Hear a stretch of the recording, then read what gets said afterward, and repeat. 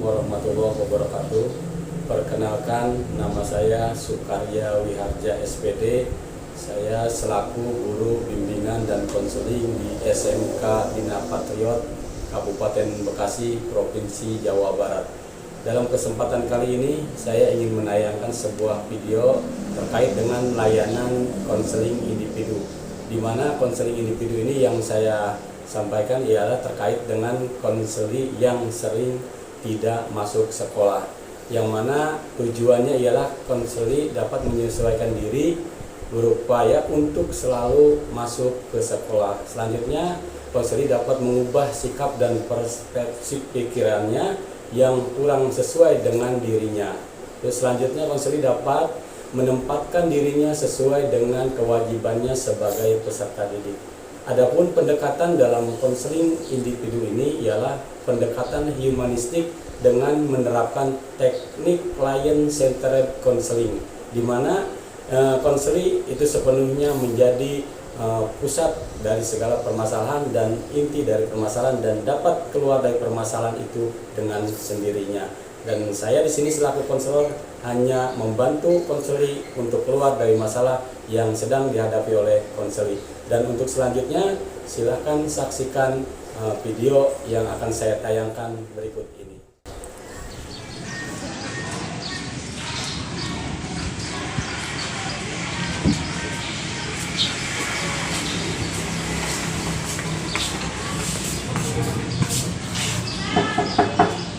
Assalamualaikum. Waalaikumsalam. Silakan masuk. Permisi Pak, makasih sudah masuk. Ya, silakan.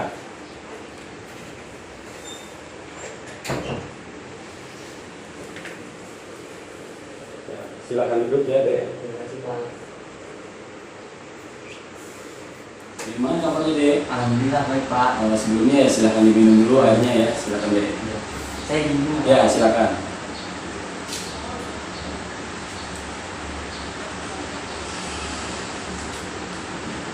Tadi dari kelas ya? Iya Pak. Sedang belajar berarti ya? Betul. Sekarang pelajaran siapa? Sekarang sedang pelajaran Pak Suyatno. Oh, udah selesai belum? Belum ya? Belum Pak. Tapi sudah izin sama Pak Suyatno yang baru mau kesini? Sudah. Ya, syukurlah kalau udah izin. Nah, wali kelasnya siapa, Dek? Kebetulan Ibu Risa. Oh, Bu Rizka ya. Nah, kalau begitu, Adik tahu nggak bahwa itu diundang ke ruangan BK ini mau ngapain gitu? Tidak tahu Pak. Oh, tidak tahu ya. Nah, oke lah kalau begitu. Jadi Adik itu kesini itu akan melakukan kegiatan layanan konseling individu, gitu ya. Artinya konseling individu itu Adik udah tahu belum? Belum. Oh, belum. Jadi konseling individu itu ialah merupakan layanan konseling yang diselenggarakan oleh klien dan rangka mengentaskan masalah yang ada pada konselingnya. Nah, di sini ada itu sebagai konseling. Yang tujuan daripada konseling individu ini ialah untuk menjadikan konseling dapat belajar bagaimana memecahkan masalah dan menemukan kebutuhan-kebutuhan yang akan datang. Nah, kebetulan tadi kesini Bapak juga dapat informasi dari wali kelasnya gitu ya.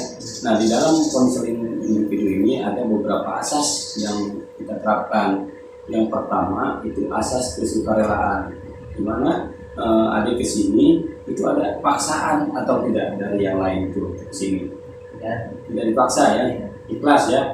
Jadi untuk melakukan konseling ini adik tidak terpaksa, saya pun tidak memaksa, karena kalau konseling ini dilakukan dengan keterpaksaan nanti permasalahannya tidak bisa terselesaikan. Ya. Selanjutnya, selain itu juga ada unsur atau asas kerahasiaan, di mana apabila konseling menyampaikan permasalahan kepada konselor, itu adik menyampaikan kepada bapak nih ya, cerita tentang permasalahan yang dihadapi, permasalahan-permasalahan yang ada diungkapkan semua. Ya, bapak akan jaga kerahasiaannya. Adik tidak mesti takut bahwa ini akan bapak sebarluaskan kemanapun, tidak. Ya. Karena sesungguhnya ini adalah kerahasiaan di antara kita berdua.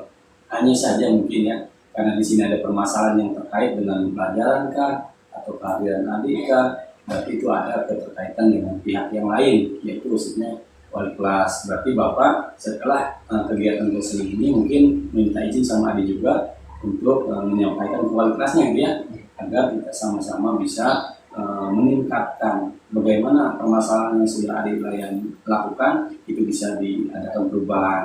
Nah selanjutnya dalam asas selanjutnya itu ada asas keterbukaan. Diharapkan adik bisa lebih terbuka untuk mengungkapkan masalah-masalah yang terjadi pada diri adik. Karena kalau sudah terbuka kalau sudah terbuka kita akan mudah menyelesaikan setiap permasalahannya. Ya. Dan mudah-mudahan dalam kesempatan kali ini adik bisa menyampaikan permasalahan secara rinci, secara detail gitu ya, dan kita bisa selesaikan semua masalah itu secara adik bisa menentukan sendiri bagaimana cara menyelesaikannya, ya. Bisa dipahami ya sampai di situ ya. Ya. Begini ya, terkait pelaksanaan konseling ini ya perlu dijelaskan juga kenapa harus jelas ya. Jadi antara tugas adik sebagai konselor dan tugas sebagai konselor itu harus jelas dulu. Jadi di sini Bapak selaku konselor itu membantu adik untuk mengungkap segala masalah yang ada dan membantu untuk keluar dari masalah tersebut. Dan selanjutnya adik juga selaku konselor yaitu bertugas untuk menyampaikan permasalahannya yang adik hadapi dan selanjutnya adik berusaha untuk keluar dari permasalahan yang ada. Nah, adapun permasalahan yang ada begini ya. Jadi kemarin-kemarin Bapak dapat informasi atau laporan dari wali kelas ya, Ibu Rizka ya. Jadi wali kelas melaporkan kepada Bapak bahwa ternyata adik di sini nih absennya tuh ya. Jadi absen adik kehadiran ini sangat kurang sekali. Jadi seringkali kalau dilihat di sini berarti adik ini sering tidak masuk sekolah gitu ya. Karena sering tidak masuk sekolah, jadi ini sebuah permasalahan yang besar bagi siswa gitu ya. Karena tugas dari siswa atau peserta didik yaitu kewajibannya ya salah satunya masuk sekolah untuk belajar gitu ya. Karena di sini permasalahannya tidak masuk sekolah, maka Bapak mendapatkan laporan dari wali kelas ya harus Bapak tindak lanjuti gitu. Karena Bapak ingin tahu apa sih penyebab dari adik ini ke sekolah yang bisa jarang gitu. Karena diasumsikan bahwa kalau tidak Bapak mengetahui dasar dari permasalahannya, penyebab dari permasalahannya kenapa tidak masuk sekolah, nanti Bapak berasumsi bahwa adik ini adalah siswa yang bandel gitu ya. Nah, Bapak berharap adik di sini bisa menyampaikan permasalahan yang adik hadapi. Kenapa ini bisa nggak masuk sekolah gitu ya? Kenapa nih apanya bisa banyak begini gitu ya? Ya Bapak juga melihatnya kaget juga. Bapak anggap bahwa adik ini anak baik, tapi kok absennya kok sampai segini banyaknya gitu ya. Jadi permasalahannya ya seperti itu deh ya. Jadi permasalahan adiknya ingin dipanggil jadi undang ke ruang konseling ini itu tujuannya untuk menyampaikan masalah kenapa adik ini sering tidak masuk sekolah gitu ya. Kenapa dasarnya dek? Kenapa adik ini selama ini seringkali tidak masuk sekolah? Ada alasannya gitu deh, kalau disampaikan gitu ya, biar Bapak bisa bantu adik keluar dari setiap masalah yang ada. Ya. Bisa dijelaskan deh? Kenapa kalau gitu? Kenapa adik sering tidak masuk sekolah? Pak, saya sebenarnya masuk sekolah bukan karena saya malas atau bagaimana, tapi saya membantu ibu saya Pak yang sedang berjualan. Oh, jadi ibu dari adik itu berjualan di rumah gitu ya? Nah, jualan apaan? Kan dia juga main sayuran Pak.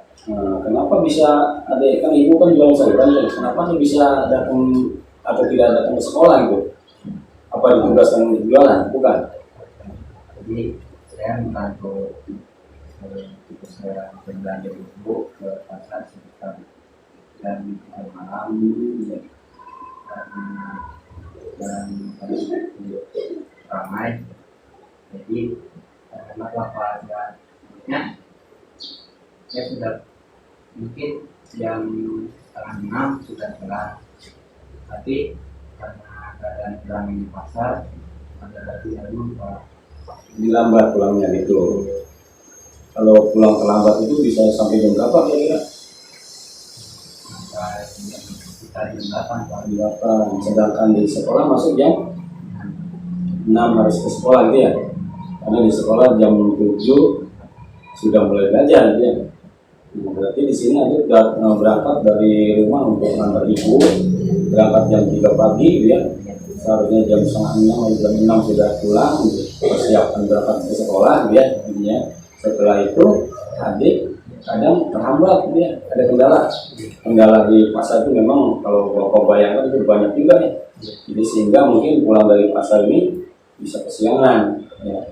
Nah setelah kesiangan jadi Adik nggak berangkat ke sekolah gitu. Kenapa? Karena kalau masuk juga datang. Jadi karena alasan gerbang udah ditutup, terus karena alasan kesiangan gitu ya. Jadi Adik jadi tidak masuk ke sekolah gitu ya. Berarti kalau Bapak tangkap di sini bahwa Adik tidak masuk ke sekolah itu berarti karena membantu ibu gitu ya. Berarti ada di rumah. Iya. Ya, ibu tahu kalau Adik itu tidak sekolah. Karena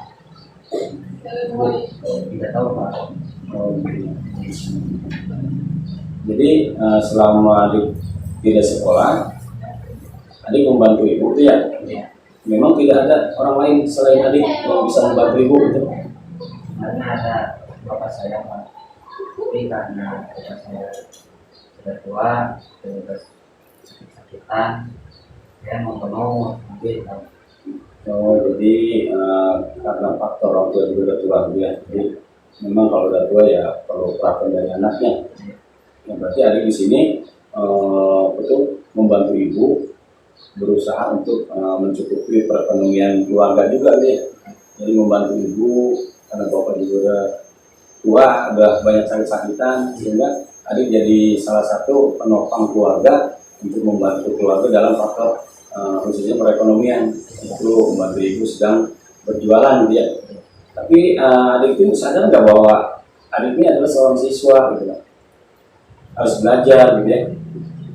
Berarti kalau di sini kategorinya banyak apanya, menurut sekolah ini kan hal yang salah gitu ya, hal yang salah, hal tidak benar. Jadi sehingga yang Bapak pandang di sini, sebelumnya kan Bapak tidak tahu bahwa Adik itu adalah membantu keluarga di rumah. Ya, sementara Bapak pikir Adik nggak ke sekolah ini, ya mungkin karena main, ya karena mungkin dari rumah berangkat terus ke sekolah nggak nyampe, gitu ya. Atau karena faktor-faktor lain yang mengakibatkan kesenangan pribadi, ya tidak mementingkan pendidikan. Ternyata kalau Bapak seperti itu anggapnya bahwa Adik ini yang baik sebenarnya ya. Cuman dalam konteks ini Adik harus memilah dan memilih gitu ya. Mana yang harus dilakukan? Di sisi lain Adik itu adalah sebagai siswa, di sisi lain juga harus membantu orang tua, gitu ya. Nah berarti gitu ya. Oke. Selama ini dalam konteks kamu sering tidak hadir, ya dianggap kan kurang baik ya. Nah karena hal tadi yang baik sebenarnya menutupi hal yang kebaikan yang lainnya. Nah selama ini sudah ada upaya belum untuk misalkan berupaya untuk masuk sekolah, misalkan walaupun kesiangan gitu, sudah ada upaya yang dilakukan belum ya? Sudah Pak. Bagaimana itu? Kemarin gerbang tidak ada yang jaga, saya masuk Pak, dan ternyata saya terkena hukuman Pak. Diberikan sanksi gitu? Ya. Karena memang sudah aturan sekolah ya, apabila ada siswa yang datang terlambat sesuai dengan peraturan atau tata tertib yang ada, maka siswa terlambat tersebut akan diberikan sanksi gitu ya. Apabila terlambatnya memang jelas benar-benar terlambat gitu ya. Nah selama ini Adik sudah pernah belum menjelaskan gitu kepada guru piketnya yang sedang jaga di gerbang tersebut, apa keterlambatan yang Adik hadapkan itu permasalahan yang disampaikan ke saya ini sudah disampaikan belum ke guru piket tersebut? Sudah.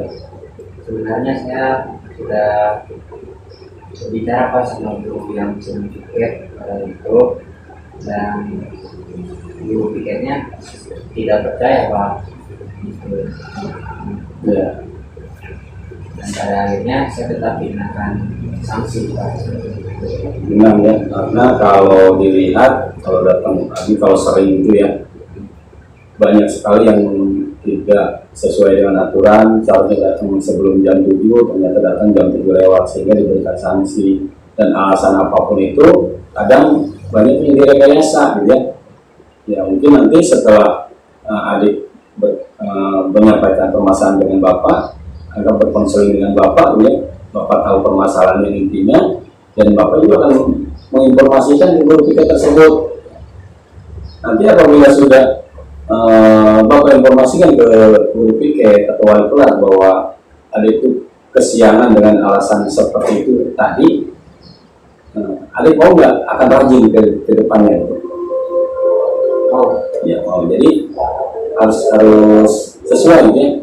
Nanti bapak bantu, ternyata adik malah nggak rajin juga, nanti malah timbul masalah baru. Nah berarti kalau seperti itu kan bapak kasih peluang ya, adik bisa masuk ke sekolah, walaupun kesiangan ya tadi ya, tapi jelas ada informasinya ya. Informasi itu diinformasikan dulu, misalkan WhatsApp gitu ya, karena sekarang juga ada zamannya WhatsApp gitu ya. WhatsApp ke bapak atau ke ibu wali kelasnya atau ke guru yang ajar pagi itu, atau bisa juga kalau tahu nomor guru piketnya, silakan diinformasikan bahwa adik masuk ke sekolah kesiangan karena mengantar ibu dulu gitu ya. Setelah adik melakukan konseling dengan bapak gitu ya, menyampaikan permasalahan tadi sudah kita ulang. Nah sekarang setidaknya adik sudah punya solusi gitu ya, sudah punya jalan keluar. Nah sekarang perasaan adik setelah melakukan konseling bersama bapak, apa yang adik rasakan untuk saat ini ya? Untuk saat ini mungkin perasaan saya lebih tenang Pak, dan juga merasa lebih aman kalau masuk pada siang seperti itu. Dan juga saya merasa berbebas lah dari hukuman karena sudah berkonsultasi dengan bapak gitu. Dan juga saya mungkin itu Pak lebih tenang dan tidak terburu-buru dalam melakukan Lebih plong lah ini ya, lebih enak sekarang, perasaannya lebih terbuka, lebih leluasa dalam melakukan kegiatan pembelajaran nanti ke depannya gitu ya. Iya. Mudah-mudahan yang selain itu juga adik bisa lebih berkembang lagi, bisa lebih aktif lagi di sekolah juga ya. Iya. Bukan cuma sekolah, tapi di sekolah juga banyak kegiatan-kegiatan positifnya. Iya. Misalnya kayak kegiatan-kegiatan ekstrakurikuler itu ya nggak apa-apa. Nah terus misalnya adik memang butuh bantuan pembelajaran dari guru-guru yang lain misalnya, karena mungkin kalau kesiangan ada guru yang waktu pelajaran yang ketinggalan gitu ya. Iya. Itu bisa koordinasi dengan guru yang bersangkutan. Kalau memang guru yang bersangkutan tidak sempat, ya boleh minta tugas dari guru tersebut. Jadi supaya adik di sekolah di sini tidak ketinggalan pelajaran, gitu ya. Nah untuk kedepannya ya silahkan siasati lagi bagaimana caranya agar lebih aktif tadi. Ya syukurlah kalau memang sudah merasa konseling ini dapat memuaskan hati adik, membuat pikiran lebih terbuka, lebih plong, lebih lega gitu ya. Jadi intinya sudah bisa menentukan jalan keluar dari permasalahan yang ada. Ya Bapak juga mohon maaf karena Bapak juga hanya bisa membantu, ya membantu saja untuk adik bisa keluar dari masalah. Intinya ini semua berkat adik sendiri gitu ya. Gitu ya. Jadi dari hasil konseling kita pada hari ini sudah bisa ditarik kesimpulan berarti ya. Nah, kesimpulannya sekarang jadinya bagaimana nih?